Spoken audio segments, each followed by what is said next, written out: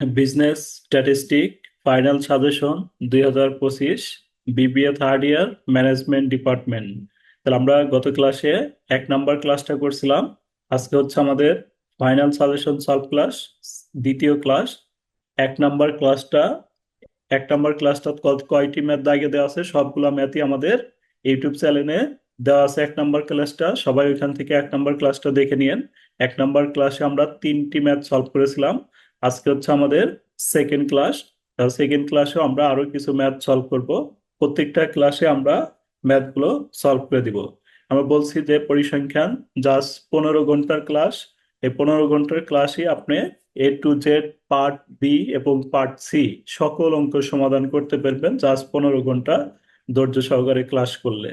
তাহলে আমরা গত ক্লাসে কোরিলেশনের 3টা ম্যাথ করছিলাম। আজকে আমরা কোরিলেশনের একটা গুরুত্বপূর্ণ ম্যাথ নিয়ে আলোচনা করব। এটা হচ্ছে প্রবলেম 3। এই প্রবলেম 3 আমাদের এবার পরীক্ষার জন্য মোস্ট ইম্পর্টেন্ট একটা ম্যাথ। সবাই আমরা প্রবলেম 3টা 3 স্টার দিয়ে রাখবো খাতায়। দেখেন এখানে আমাদের দেওয়া আছে কি, the competitor in music contest আর র্যাঙ্ক। এখানে আমাদের দেওয়া ছিল র্যাঙ্ক, দেওয়া আছে র্যাঙ্ক বাই 3 জাজ ইন দা ফলোইং অর্ডার। 3জন বিচারকের কি র্যাঙ্ক মানে 3জন বিচারকের ফলাফল এখানে দেওয়া আছে এই একটা প্রতিযোগিতার জন্য। তো এখানে বলছে use the rank correlation, discuss which pair জাজ nearest approach common test in the beauty. মানে একটা সুন্দরী প্রতিযোগিতার জন্য 3জন বিচারকের মতামত দেওয়া আছে। এর ভিতর থেকে আমাদের নির্বাচিত প্রার্থী বাছাই করতে হবে। তাহলে 3জন বিচারকের মতামত যে দেওয়া আছে, সবচেয়ে কম ভোট পালে নির্বাচিত হবে নাকি সবচেয়ে বেশি ভোট পালে নির্বাচিত হবে বলেন তো আপনারা? সবচেয়ে বেশি ভোট পাইলে। সবচেয়ে বেশি যেটা হবে এটা নির্বাচিত হবে। এখন এইখানে আমাদের কোশ্চেনটা স্যার একটু চালাকি করতে পারে। ধরেন এইখানে কোশ্চেনটা হচ্ছে আমাদের একটা জাজ না দিতে পারে, দুই, ফার্স্ট জাজ এবং সেকেন্ড জাজ, 2টি জাজ দিয়ে দিতে পারে। 2টি জাজ দিয়ে দিলে আমাদের কলাম হবে কয়টি দেখেন একটু খেয়াল করি আমরা। আগে 3টা দিয়ে খেয়াল করি।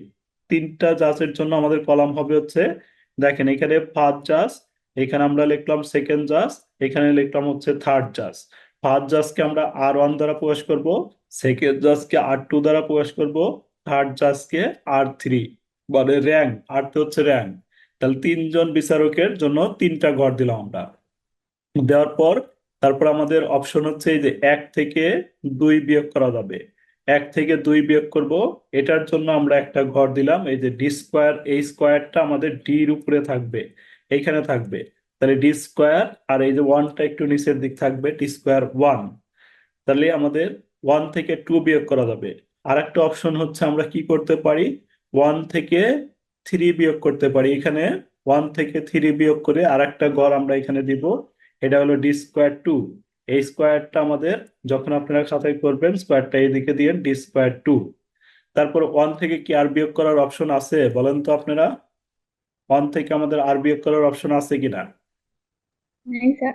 1 থেকে 2 বিয়োগ করলাম একবার, 1 থেকে 3 বিয়োগ করলাম একবার, আরো কি 1 থেকে বিয়োগ করার অপশন আছে? না স্যার, এখন 2 থেকে 3 বিয়োগ করবো। এখন আমাদের কি করতে হবে, এই 2 থেকে বিয়োগ করতে হবে, 2 থেকে 3 বিয়োগ করতে হবে। 2 থেকে 3 বিয়োগ করে আমরা এই যে ডি স্কোয়ার 3টা লিখতে পারবো। তাহলে আমার 3জন জাজের জন্য কলাম হইতেছে কয়টা, 3জন জাজের জন্য 3টা কলাম হইতেছে। তারপরে আমাদের 3জন জাজের মিলে একটা হইতেছে R12, একটা হচ্ছে R13, আর একটা হচ্ছে R23। মানে এই 3জন বিচারক থেকে আরো 3টা কলাম হচ্ছে, তার মানে কলাম হচ্ছে কয়টা এখানে আমাদের, কলাম কয়টা হচ্ছে, 6টা। 6টা। এখন ধরেন একটা জাজ আমাদের দিল না, একটা জাজ যদি না দেয়, ধরেন থার্ড জাজটা আমাদের নাই, তাহলে এটা আমি মুছে দিলাম। দিলে আমাদের কি থাকবে, ফার্স্ট জাজ, সেকেন্ড জাজ, 2টা জাজের জন্য এখানে আমরা 2টা দিব। আর এই 2টা জাজ থেকে দেখেন এটা থেকে এটা বিয়োগ করেন, ওয়ান একটা থেকে হবে। এটা বিয়োগ করলে আমাদের এই যে ডি স্কোয়ার একটাই হবে। তাহলে কি আর কি 3টা বিয়োগ কলাম হবে মোট। আছে আমাদের? না স্যার। তাহলে আমার তখন কলাম কয়টা হবে, তখন আমাদের 3টা। হচ্ছে কয়টা হয়ে যাচ্ছে বলেন? কলাম, 3টা কলাম হবে স্যার। কলাম কি বুঝতে পারছেন এবার? এই জাজের অঙ্কটা কলাম অ্যানালাইসিসটা বুঝতে পারছেন কিনা বলেন? জি স্যার, বুঝতে পারছি।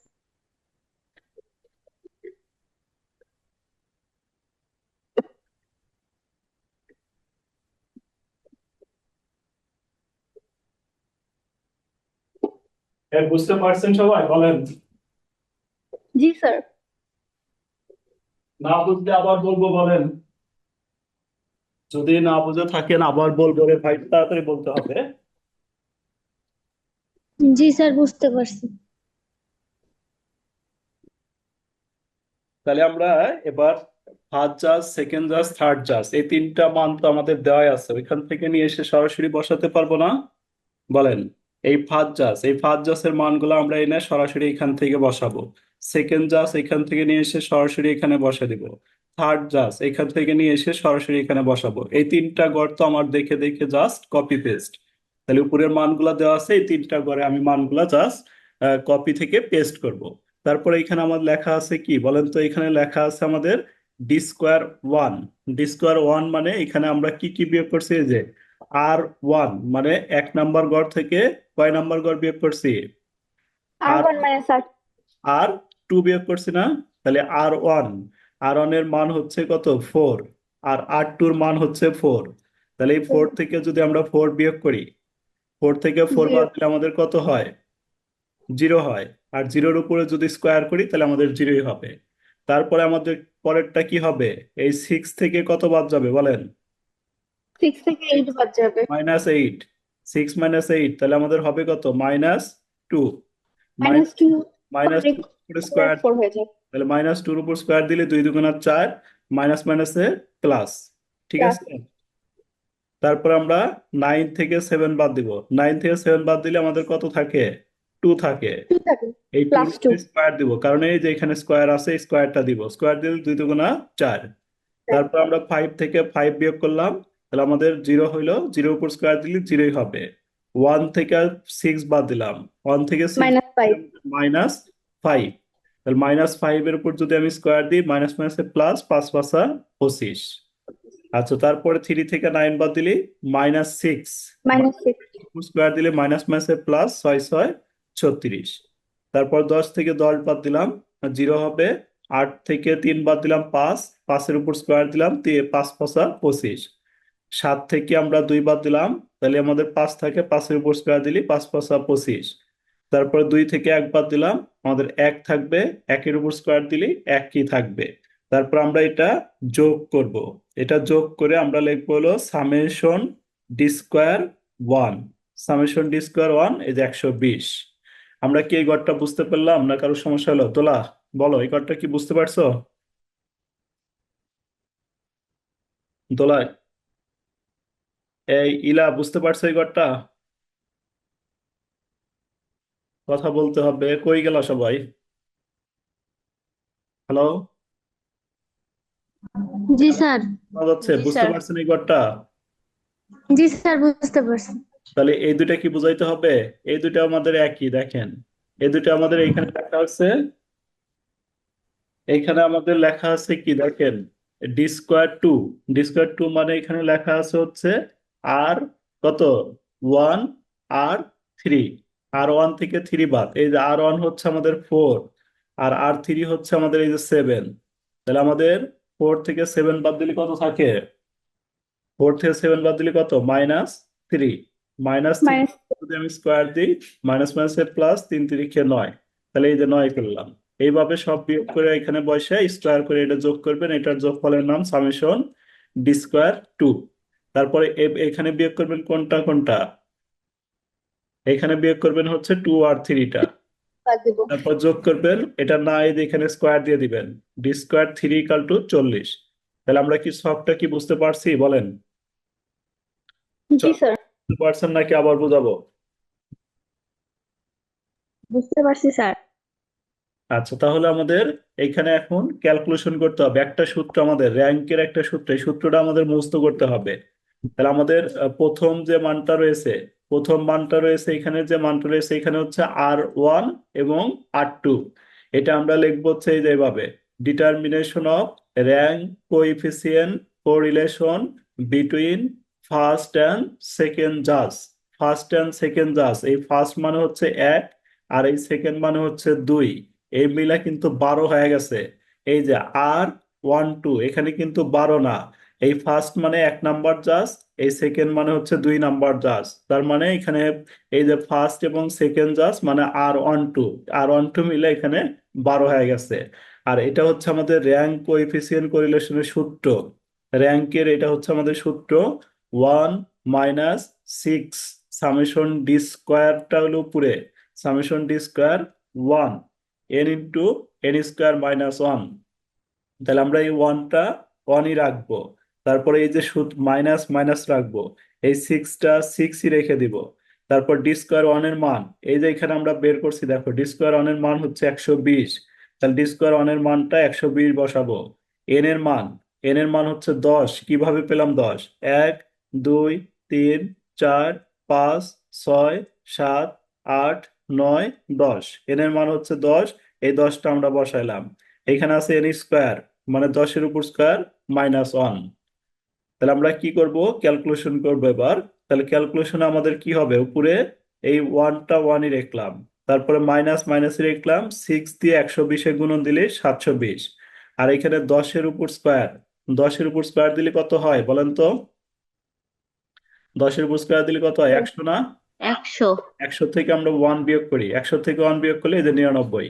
তাহলে ওয়ান মাইনাস, আমাদের উপরে হলো 720 আর নিচে হলো 999। তাহলে এই 720-কে 999 দ্বারা ভাগ করলে আমাদের থাকে হচ্ছে 0.73। ওয়ান থেকে 0.73 বাদ দিলে 0.27।